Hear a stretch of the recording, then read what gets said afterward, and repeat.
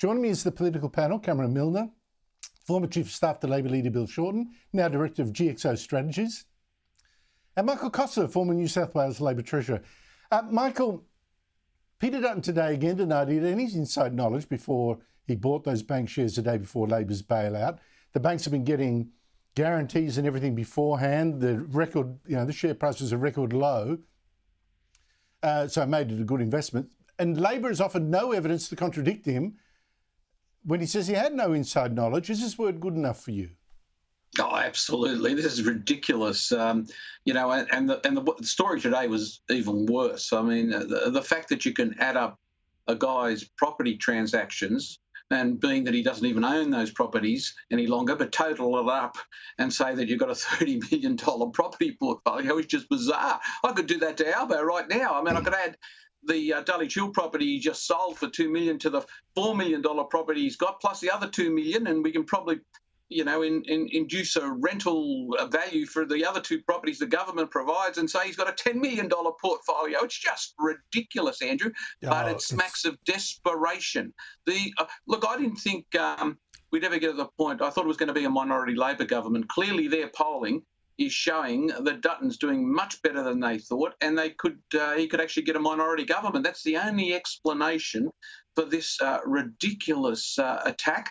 The papers ought to be condemned too, because that story should never have been published in the Sydney Morning Herald. The way it was structured, they're desperate. They are absolutely desperate.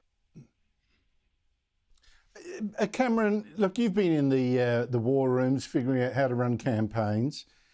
That said, just occupied a bit of my show. I aired the allegations without any evidence. Appealed to the envy factor. All these houses. It's just incredible. Is it going to work? Well, no, it's not, Andrew, and I agree with Michael Costa. This is desperation politics of the worst kind from Labor, who's clearly got nothing left to do in terms of saying anything positive about Albo, anything positive about their agenda. This is just mud and sludge. Fired up by, I might say, by Albo's close mate, a lobbyist called Eamon Fitzpatrick, who specialises in running dirt units. So Eamon Fitzpatrick is a lobbyist. You can look him up. Lots of pictures with Albo. So Albo should stop hiding behind Eamon and come clean. Stop letting a dirt unit muddy up Peter Dutton and actually have a square fight. No, this is desperation politics of the worst kind, Andrew, and it'll be seen by electors for what it is. And goodness knows, the Sydney Morning Herald used to be better than that, than some lazy journalist just regurgitating Labor's dirt unit lines. But I just honestly can't see what the sin is in having built, bought and sold houses. I mean... But he doesn't own them. Gosh, what would you do if you locked up everyone who did that? Exactly, Michael. Exactly. Michael, the government's handling of these 3 Chinese ships, your reaction?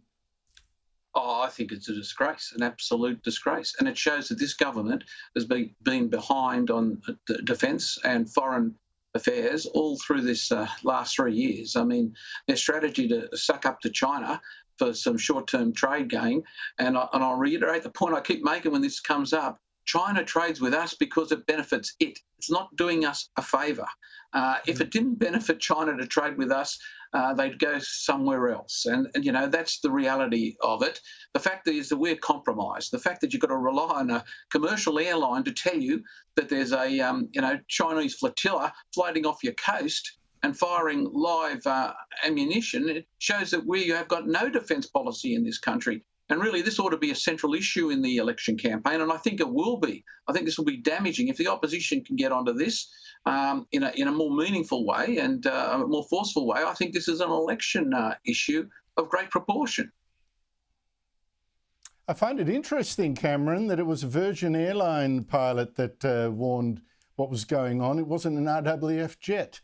I mean, seriously. Well, is that what we're up to now? It wasn't any of our Dad's army. Exactly. And there's none of our 6 Collins-class submarines were anywhere because they were all in dock as well. Now, look, I think this is much worse, because Albo's been weak on China. He's loved being called a handsome boy. He hasn't stood up to Beijing once. But now prima facie, he looks like he's lying on national security, lying about our national security. When an admiral in Senate testimony contradicts completely what the Prime Minister said, the Prime Minister's got a problem. The Prime Minister's got a problem on national security and telling the truth, just like he had a problem explaining how long it was that the AFP didn't bother briefing him on a terrorist caravan. I mean, this bloke is supposedly the Prime Minister of Australia, yet no one seems to want to brief him. And now it looks like he's lied about when he actually knew not only about the caravan, but also about the Chinese firing live armaments right on our coastline. No, you're completely wrong, Cameron, because what you forget is that Peter Dutton bought and sold houses and made a bit of money off it. That is the big exactly. issue. Sorry, that was the story of the day. That was the story of the day. There you go. Michael Costa, today's inflation figure for January showed the underlying inflation, the one the Reserve Bank works on, actually ticked up slightly. This is after it cut rates, saying, you know, we're on the road to conquering inflation. What does that tell you? Well, Andrew, you've got to also remember that you still got the rebates in there, all the state-based rebates and the electricity rebates from the federal government. And we already know that the RBA is going to look beyond that. I think that figure, really puts into question the last rate cut. And I said that at the time. But it certainly means that there will be no rate cut, if they're consistent, that is, in April. And in fact, this really stuffs up their election schedule. I think the Prime Minister's all over the shop now about when he's going to go to an early election, because he's got landmines in terms of the Reserve Bank and also the budget and how he manoeuvres through this. I can't see a way. I think he's, and I think this explains the sort of Dutton attack.